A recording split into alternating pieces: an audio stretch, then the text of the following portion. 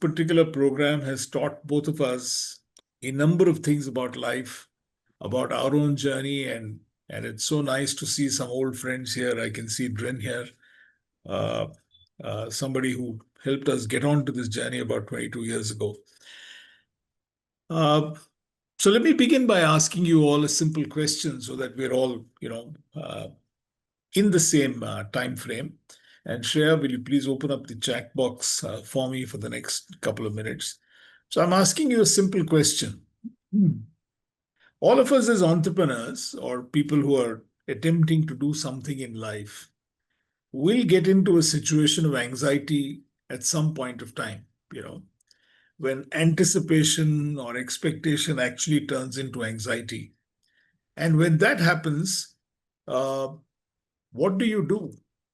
What is one thing that you can do as an entrepreneur when those anxiety attacks, will this work, will this not work, will I get the money that I want? When the doubts start creeping in, what do you need to do? What do you do at that point of time to help you overcome those anxiety issues? So if you can type some of those answers in the chat box, then I'm going to try and see, pick and choose a couple of them so that Anand, Murli, Dipti, and I get a chance to understand you better in terms of what your thoughts are. So if you can please type out some answers, can I start seeing some thoughts? If you can share with us. How the question itself has not created anxiety. When anxiety strikes you, what do you do at that point of time, to overcome the anxiety that is absolutely normal in an entrepreneur's journey, is my question. Right. I think we've got some very interesting. Yeah. All right. Umesh says, hey, Umesh, nice to see you again, Umesh. Uh, Identify what we can actually control and work only on them. Very nice. Right. Karmanyavadikaraste. Very nice. Uday says, don't overthink, just need to start and adapt. Very nice. Shreya says, plan and action the plan. Very nice. Very interesting. So we'll keep this chat box open for maybe another 30 seconds. Deepal says, do not take any decisions at that point of time when anxiety strikes you. Very interesting. Narendra Bhai, welcome again, Narendra Bhai. Focus on action. Narendra Bhai is a veteran. He's a Navy veteran, and it's a privilege to have him with us in the Born to Win program. He's the CEO of Born to Win in Delhi. Kaushal, very nice. Follow the process. Lovely. Shreya, we'll keep this open for another couple of seconds and then we can close the chat box. Yeah? Okay. So we're getting some interesting answers on what can you do, when anxiety strikes you. You're right. Identify what we can actually control, Umesh. That's a great answer. Plan, follow the process. Super. So today's session is a very interesting session. We're talking about this entire series of Antar Prerana actually is addressing a very, very important question. And the important question that it is addressing is the early part of a startup journey, okay, which is the ideation phase, the startup, the survival, just before maybe, when you're kind of working on the scalability phase. And I'm glad that we've got Anand, we've got Murli here, people who've truly, truly achieved some interesting scale. I mean, 1 crore young children every day being given breakfast is no mean achievement. Murli, to come back to Lodestar, 60,000 kids on a career development program. Again, no mean achievement. And Dipti, yourself from Born to Win, 100,000 plus entrepreneurs, executives. So if you look at the title of this program that we're going to explore today, let me first of all figure out whether, is Nishkama Karma is a oxymoron. How can you have any karma that you perform without any calm? No. If you look at our Purusharthas, they talk about dharma, artha, kama, moksha. We've explored dharma, we've explored artha. We're now getting on to exploring karma today and tomorrow, today and the next week.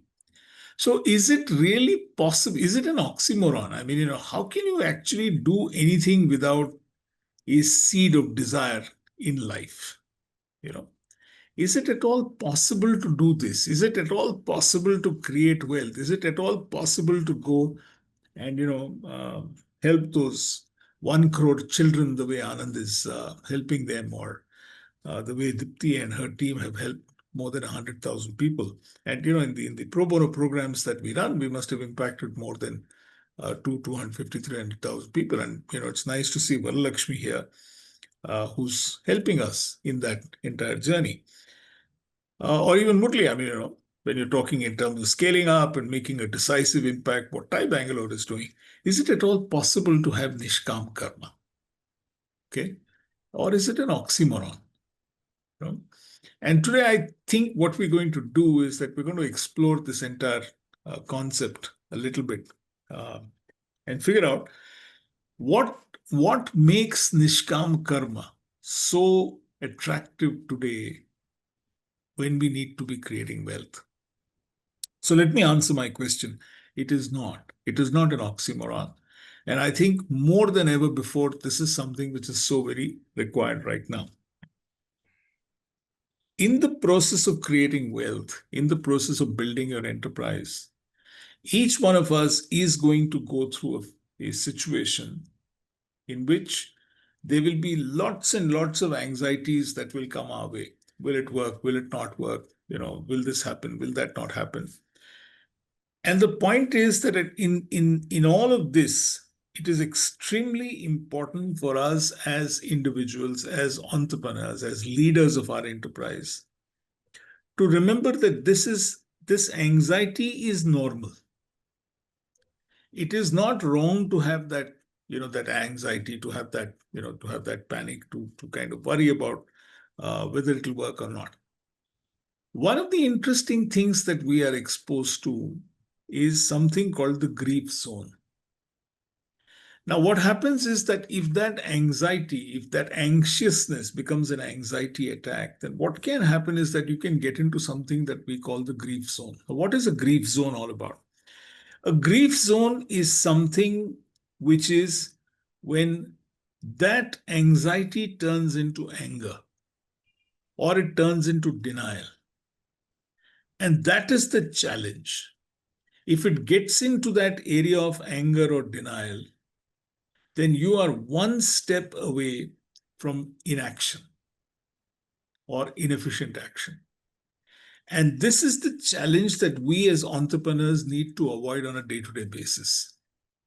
Because if we get into that trap of anger and denial and into that grief zone, that why should this happen to me?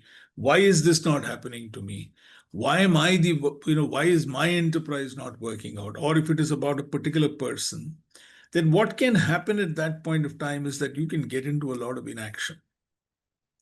And that really, really is the challenge that all of us as entrepreneurs have. Why should that be a challenge? Okay. Because every entrepreneur works with something that I call goodwill. And it is this goodwill that is the most important aspect of the enterprise. Because, as entrepreneurs, we come, we go. We have a limited amount of time in the enterprise. I mean, Murli was talking about scaling up. We built Born to Win. We're now in the process of handing over Born to Win to the next generation to keep running it. Anand is doing something interesting, and we'll all come, we'll go. But the goodwill of the organization is something that will have to sustain itself, is something that will have to continue to keep growing in life. And it is important for us to understand that this goodwill of the organization is something that we need to keep adding to at any given point of time. And therefore, we need to develop what we call a samakritva, which means what? That you will have things which will go right. You will have things that will go wrong. And when things go right or wrong, you must have the presence of mind You must have that ability to figure out that, look, not every day is going to be great. Not every day is going to be bad. Because as entrepreneurs, the one thing that we can't control is the reaction of the marketplace to what we are doing. With all great intentions, we go and make a pitch, we go and, we want to do something about it, but things don't work out. Things don't pan out the way we want it to happen. And that is the time when we need to keep in mind this extremely important aspect. And that is why today we've chosen a shloka for you, which is perhaps one of the most quoted shlokas in the Bhagavad Gita. It has so many different interpretations. Okay, and we want to explore this shloka with all of you. And without any further delay, I'm going to request Dipti to help us with the shloka. And it's a beautiful shloka that we've chosen for you. Yeah, Dipti, can you see it? No. Yeah. Right. Okay, go ahead. Okay, just put it. Yeah, right. कर्मण्येवाधिकारस्ते मा फलेषु कदाचन मा कर्मफलहेतुर्भूः मा ते सङ्गोऽस्त्वकर्मणि. You have a right to perform your prescribed duties, but you are not entitled to the fruits of your actions. Never consider yourself to be the cause of the results of your activities, nor be attached to inaction. From this shloka, it is one thing is very clear, that action is inevitable. And we have the right over the action because we can control our action. We have a choice to do or not to do. But when it comes to the fruits of the action, the result, it is a function of people, place, situation, and time. Desh, kal, paristhiti. Yeah. So if that is so, it is not in our control. So if we decide that since the result is not in our control and we decide not to take action, then that itself will have its own repercussions. So Krishna says, it is better to do the action, perform your duties now. Now, from an entrepreneur perspective, when we start an enterprise, we have certain purpose, we have certain vision, and we create wealth. When I say wealth, I just don't mean in terms of money, but also in terms of the goodwill, as Ram talked about, the employment that we create, the brand that we build. And to do this, to achieve this, we have to go through, cross many milestones, right? So when we are crossing this, these milestones become our goals. And many a times, these goals can be so, unimaginable, so huge that they can demotivate you from performing an action. Right? And it is at this point of time, we need to only keep focusing on the action and the results will follow. That is important to keep checking on these actions also by reflection, because it gives us an opportunity to, do the course correction. At a simple, just to give you a simple example, if you look at the sales executive, when he's trying to get a client, he has to keep pitching for the business again and again. I do remember, when we were in my office, we were trying to get a client, we were pitching for Toyota Kirloskar Motors. And the sales executive who was trying to get the client would go every week to their company, give a presentation, and then come back within 15 days or so. He had to go again, give another presentation all over again.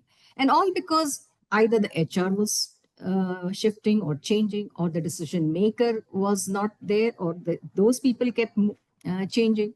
And he had to keep doing it. It was not for 1 week, 2 week, 3 week. He had to keep doing it even for 6 months. And it was quite frustrating and disappointing because you were not able to close the business. So obviously we decided that we'll still go ahead and keep doing what we were doing, because that was the right thing to do for us. And by 8 months, after going through so many HRs that were there, we managed to crack the client.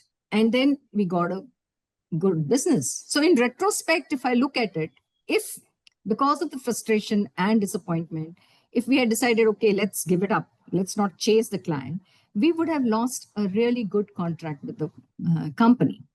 So if I look at this, then I find that two attributes that come out very, very clearly when we are talking about action, and that is faith in yourself and the patience, which is the name of the game here. The question, therefore, is not whether if my action is going to give result. It is when it is going to give it result. Yes, over to you, Ram. Thank you so much, Tripti. This is a lovely shloka. So one of the, it is rather sad that people have interpreted this shloka from saying, you should not be goal focused and you should not have a goal in life and stuff like that. That's complete rubbish. You need to, you need to really, really understand the beauty of this from an entrepreneur's daily routine perspective, especially when we have teams working for us. There are 4 aspects to this particular shloka. Number 1, you have to perform action. Okay, karmanyevadhikarase, which is you've got to do that action every day. And what is the kind of action that you need to perform every day? You've got to do that mahatvapurna karma, which is that significant action that you need to perform on a day-to-day basis. That is something that you can't get away from. You've got to keep showing up. You've got to keep getting there. You've got to be there in the market. You've got to be doing whatever you need to be doing to help your enterprise move forward. That is something that is not an option. However, the second part that we need to keep in mind is if you get obsessed with the results of that action, then it will lead to anxiety. And I love what so many of you people said, what Kaushal said, follow the process. The point is this, that, sometimes it is the result that causes so much of anxiety. Let me give you an example of what I'm saying. If you're going to be pitching to an investor, yes, the investor will either buy your pitch or he will not buy your pitch. He may accept it, he may not accept it. There'll be so many, any kind of outcomes can happen, right? You may get a good outcome, you can get a bad outcome, you can get a mix of both. That's life. However, if I am going to be writing the entire pitch in a way that is causing me stress and anxiety because of the reaction of the investor, then I'm not doing justice to my product, my service. At the end of the day, I want to just bring in another concept here to all of you and say, we need to be outcome focused and not results obsessed. This shloka teaches us this very, very important aspect. Every action, there is an outcome. A series of outcomes will be a result. Let's focus on that outcome that we need to be doing at this point of time. If I'm writing the pitch at this point of time, let me write the best pitch that I can write. Let me and my team put together the best pitch possible. If I'm preparing that pitch, all the bells and the whistles that I'm adding to that, let me add all the bells and whistles that I'm very good at. And so every one of those actions that we need to take is a significant action that will give us an outcome. A series of these outcomes will cause a result to us. Why is that important? And that brings us to the third part. You must take pride in that. You must take pride in that. You know why?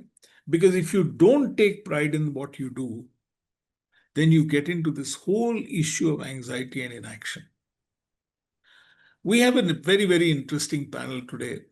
And I'm going to request Murli and Anand to weigh in on this aspect, saying, how do we as entrepreneurs understand that, yes, there is an outcome? How do we put our best efforts in making sure that that outcome is done? Okay? And the result is bound to happen. Because what we've seen over the last so many years, Murli and Anand, is because of this results obsession, people get into different kinds of inaction, or worse, inefficient action. They don't put their best foot forward. And I have a problem with that. I keep telling entrepreneurs, you've got to put your best foot forward every day in every action that you perform. Don't let anxiety drive your actions. So with that, let me bring in Anand first. Anand, uh, scaling up to 1 crore young children must not have been easy. So how did your organization, it's a social enterprise doing some great work. Anand? Um, I'm actually listening to your session and I got totally into that deep concept of what you're saying. So, anyways, let me just share about what I do. But thanks, Ram, for giving a wonderful session on that part. Um, as I mentioned, when I started in 2012 with some of my friends, let me be very frank, there was a lot of doership. And when we go and serve these children, we take pictures, selfies, and then naturally we have Facebook during those times, put those pictures on those social media, and then, kind of maybe feel happy that you're doing better than your colleagues who are also sitting in your same office. And sometimes even get into a small argument as well, what are you doing on Saturdays, Sundays? You should do this thing or that thing and all. It also gives a lot of anxiety in the process. It's all because of doership. So while I used to do this initially with a sort of doership that people should appreciate, then after 2 or 3 months, because of my constant practice of going and doing it, somewhere one daughter, I mean, I would consider her as a daughter, one child from a school. One daughter came and asked me, Anna, can you come on Saturdays and Sundays? You're only coming on Mondays and Mondays to Fridays. Then I asked why I should come because school working days are from Monday to Friday. Then she said, Anna, I don't have anything to eat on Saturdays and Sundays. So then that touched me a lot while I was doing it as a part of work with a bit of expectation. But later on, it changed me a lot. I went back thinking about it and I started going on Saturdays and Sundays also. And as you know, as we continue putting this effort day in, day in, day in, you also keep expecting a lot of love from them. So the only love which I get from them is they smile when they are served either idli or upma or khichdi or whatever. The interesting part is they like chapati with jam, which I specifically bring it on every Sundays. And then after that smile and after having the food and that small burp they take after having that food, that was a bit of priceless moment for me. And slowly, slowly, as we started doing this service activity, a lot of teachers came forward and said, look, you're doing a wonderful work. Why don't you sign up with the block education officer and why don't you expand the services? And thankfully, people like you, many people came forward to help me out. A bit of expense was involved. I was getting about 70,000 rupees as my salary in 2010. Then 2011, I had to spend almost 35,000 of my salary for feeding these children. And there is no saving which I could make, and neither any uh, apartment to buy and all. But my wife was always there behind the scenes helping me. So she was just saying, just go and do it. Whatever you like, do it. And from there, if you ask me, from 70,000 rupees is the kind of expense which I was incurring initially. I mean, from there, today we spend about 70 crores every year. So, I mean, the the learning for me in this whole process is not about feeding the children, not about having an impact for the school. Of course, these are all secondary things. The first is the transformation. What has that service activity done to you? So three things I've understood in this process. The giver is far, far lesser than the receiver. or the other way around, the receiver is far, far better than the giver, because the God in that receiver, he's actually giving us an opportunity to serve him. That is number one. The second is, like very rightly told over here, in the process of doing, you should not feel that you are the doer. God has given an opportunity for you to serve that particular child. And the third is, in the process, either praise or blame, whatever comes, always be equanimous. So I learned one thing: before the program starts, during the program, and after the program, you should be always steady.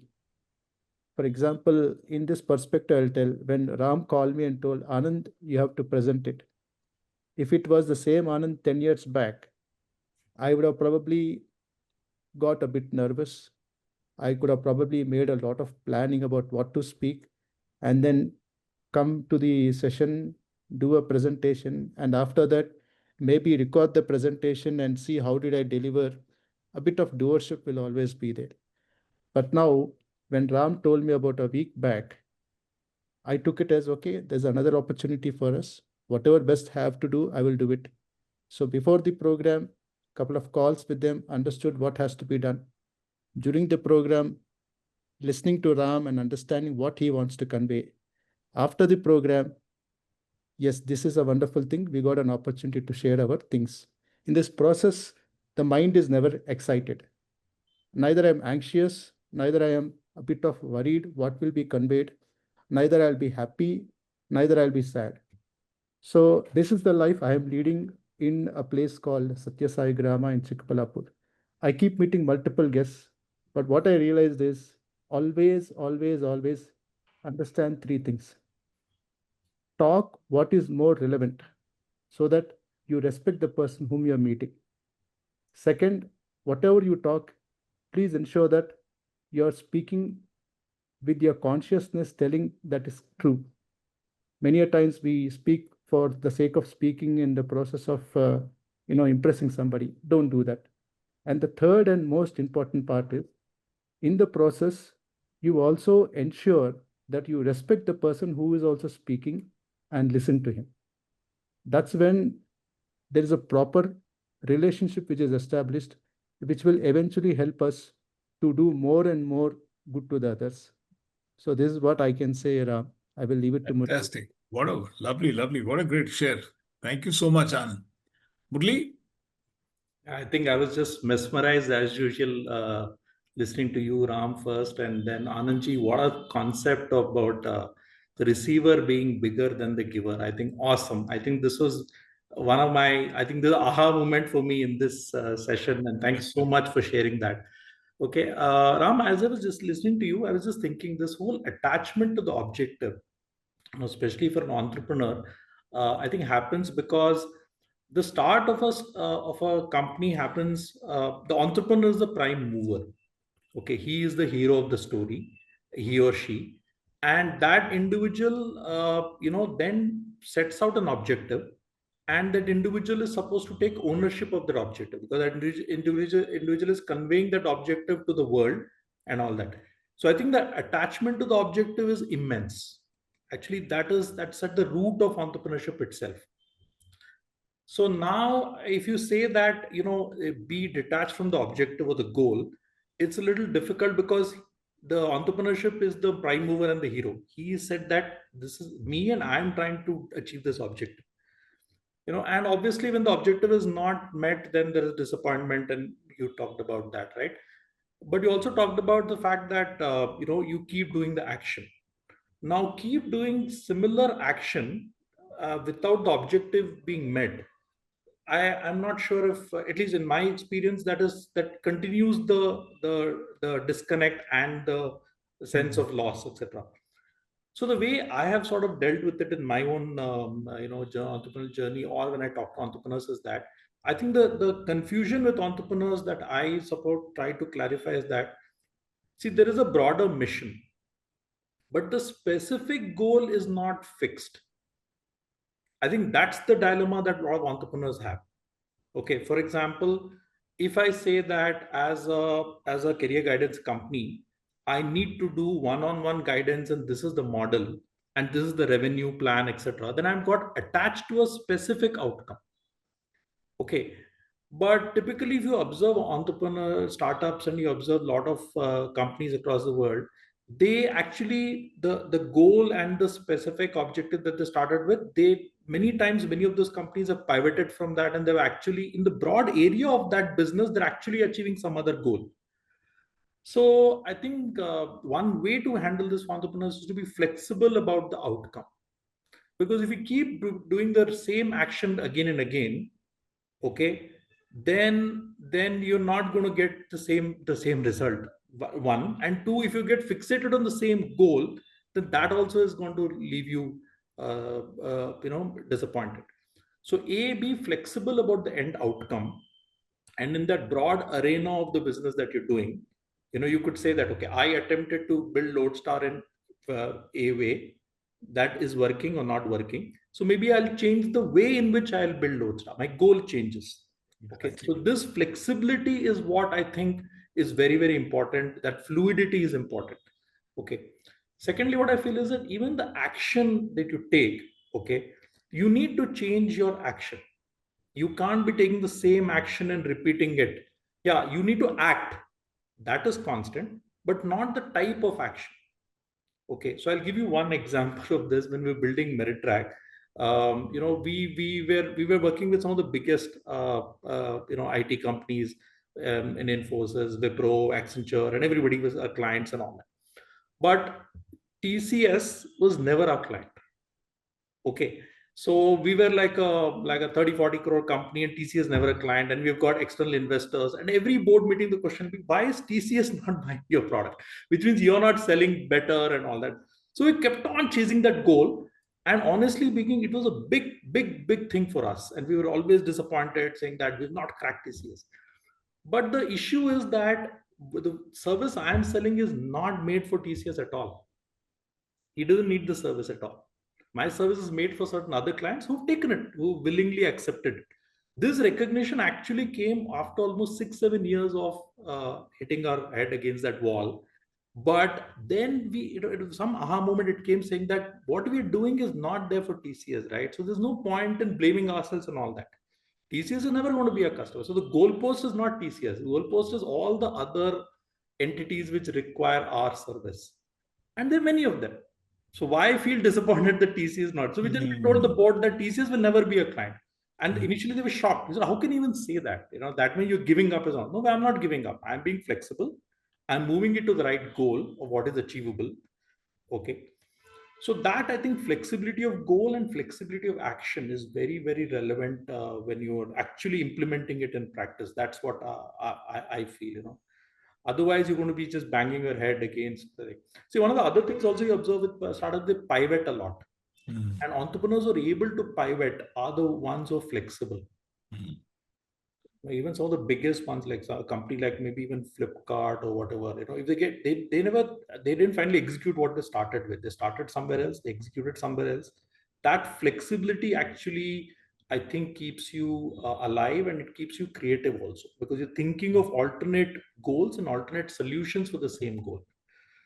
For example, right now, this is very relevant because at Lodestar, we're at one such moment, right? We've tried a couple of strategies which have worked to some extent. We've achieved some scale, but the kind of scale that I imagined 6 years ago, especially coming after a success of Meritrack, I was thinking that everything will get fast forwarded. I'll do that. That didn't happen. But then the understanding is maybe my goal is different and my actions have to be different. So I can't be, I have to be flexible. But that flexibility also makes you happy, because if you're an entrepreneur, you're a creative person and you like creativity, then you're focusing on doing in a creative space, creating something. So that's what I feel. Fantastic, Murli.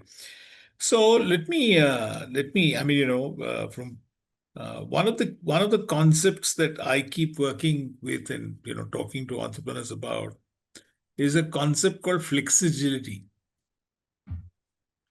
It's a combination of flexible and agility. Absolutely. Right? Now, you're not going to be agile if you're not turning up every day. So when in this beautiful shloka, when he says, the sangostva karmani, meaning you can't get into this akarmana, right? Now, agility is the opposite of that. If you've got to be agile, to move, to pivot, to see the opportunities that are available.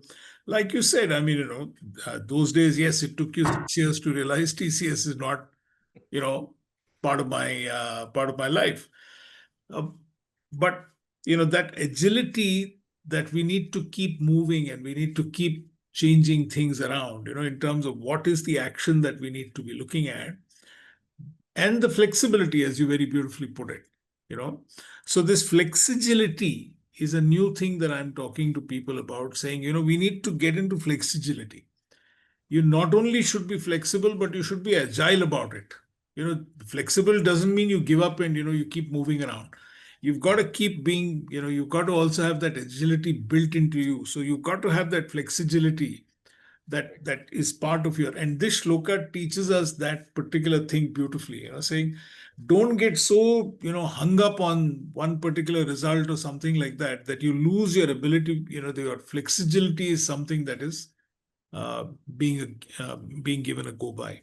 Absolutely. And there are so many organizations, Murli, that Dipti and I work with, which typify this whole business of flexibility. Okay. I mean, let me tell you one very interesting example. For instance, this whole work from home that has become such a big thing now, okay, is a classic example of flexibility. Okay, it's not about work from home, not work from home.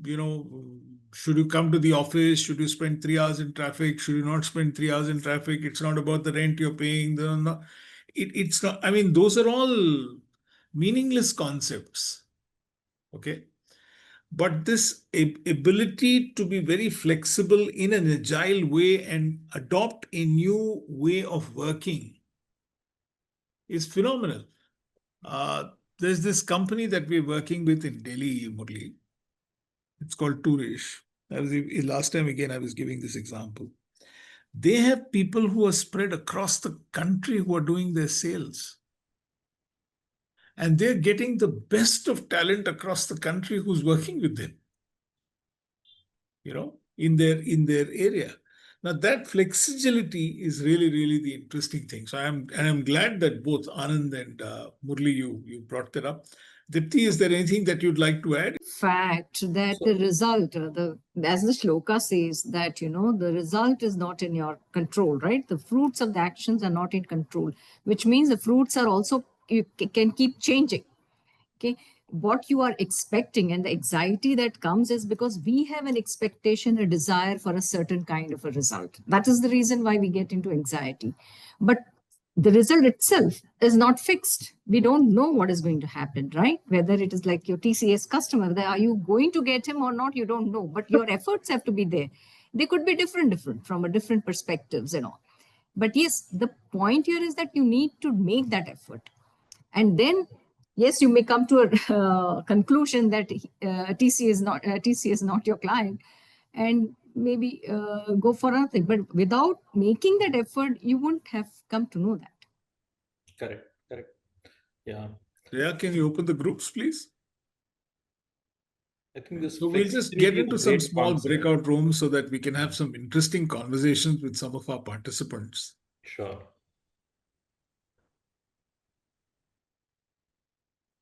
Breakout rooms are now open. I will just move one by one.